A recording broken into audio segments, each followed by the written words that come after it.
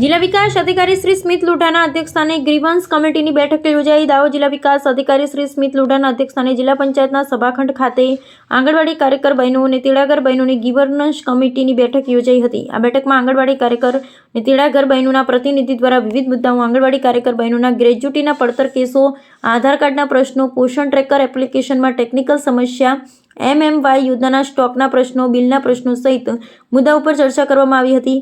જિલ્લા વિકાસ અધિકારી શ્રી સ્મિત લોઢાએ દાહોદ જિલ્લાના તમામ CDPO ને દિન 7માં તમામ પ્રશ્નોનું નિરાકરણ કરવા માટે સૂચના આપી હતી.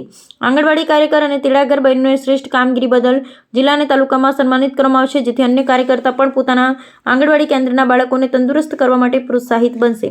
જિલ્લા પ્રોગ્રામ ઓફિસર સુશ્રી ઈરાબેન ચૌહાણે જમશે દાહોદ, ભણશે દાહોદ, રમશે દાહોદ અંતર્ગત પૂર્વ પ્રાથમિક શિક્ષણના દૈનિક અભ્યાસક્રમની થીમ મુજબના વિડીયો દાહોદ જિલ્લાની આંગણવાડી કાર્યકર દ્વારા બનાવવામાં આવે અને તેનો સોશિયલ મીડિયા પર પ્રચાર પ્રસાર કરવામાં આવે તેવી સૂચના આપવામાં આવી હતી. આંગણવાડી કેન્દ્ર દૈનિક ધોરણે 6 કલાક ચાલે છે. દૈનિક સમયપત્રક મુજબ પ્રવૃત્તિઓ થાય તેના મોનિટરિંગ માટે સુપોષિત દાહોદ પોર્ટલ પર દરેક આંગણવાડી કાર્યકર દ્વારા એન્ટ્રી કરવામાં આવે તેમ જણાવેલ છે. આંગણવાડીના લાભાર્થીઓના કવરેજ વધારવા માટે વધુમાં વધુ લાભાર્થીઓની ICDS સેટલ નોંધણી થાય તે સુનિશ્ચિત કરવા CDPO શ્રીને સૂચના આપેલ છે.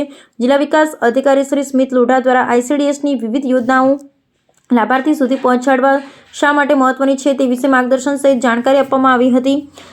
આ દરમિયાન જિલ્લા પ્રોગ્રામ ઓફિસર શ્રી ઈરા ચૌહાણ સહિત દાહોદ જિલ્લાના તમામ CDPO ઉપસ્થિત રહ્યા હતા. અહેવાલ ચંદુભાઈ મોહનિયા.